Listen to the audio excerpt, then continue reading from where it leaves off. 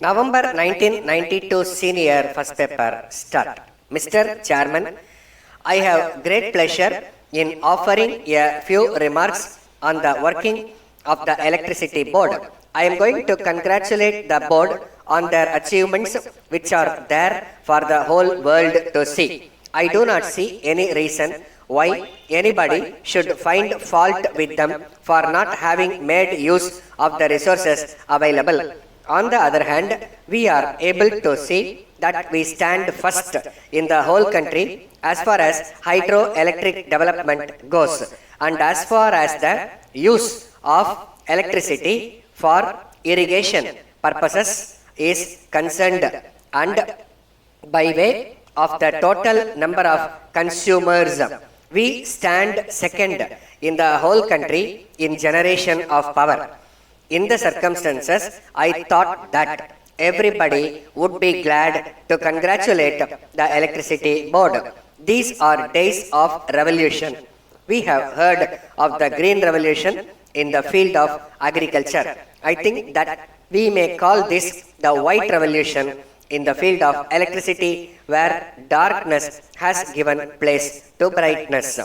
I think this must be a revolution by itself. If it has been possible for the Green Revolution to take place, it is on account of the electricity revolution, because the expansion of power has been greatly responsible for the lift irrigation in villages. At present, I cannot think of life without electricity. We should understand that it is not merely the luxury of the rich, but the necessity of every citizen. How can there be any life without electric light or fan for even middle class people?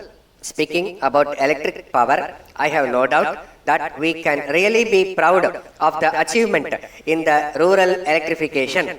We are aware that we are committed to the ideal of seeing to it that villages enjoy all the facilities that towns enjoy. Great progress has been made in the supply of electricity to villages, and we find that every village is going to be electrified before the end of this year. We are not far behind, and I am happy about it. Electricity fails now and then, and as a result, there is darkness. I would very much appeal to the board to see that the transformers are strengthened and every necessary step is taken to see to it that such failure is minimized to the extent possible. But I am happy in another way. We are in charge of a few hostels where there are children from villages, and I am happy that the Harijan colonies are being fast electrified. They must be electrified as soon as possible, because when the boys in the hostels go home during the holidays, they do not have these amenities at home. I would very much like to appeal that there should be a community hall in each such colony, provided with a bright light supplied free by the government, where all the children may be able to read when they go home during vacation. I hope this will be given top priority.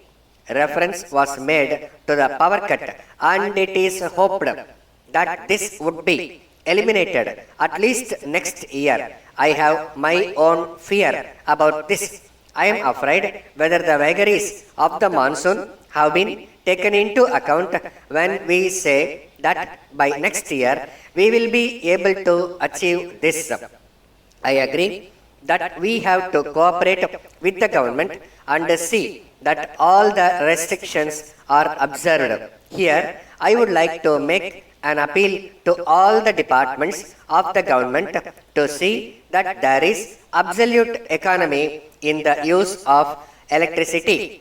Letter dated 20th April 1990 from Ajanta Cycle Manufacturers Limited, Calcutta, to Messrs. Nayak Trading Company, Bombay. Dear sirs, with reference to your instructions, we have booked your order for 200 pieces of Ajanta cycles complete with accessories.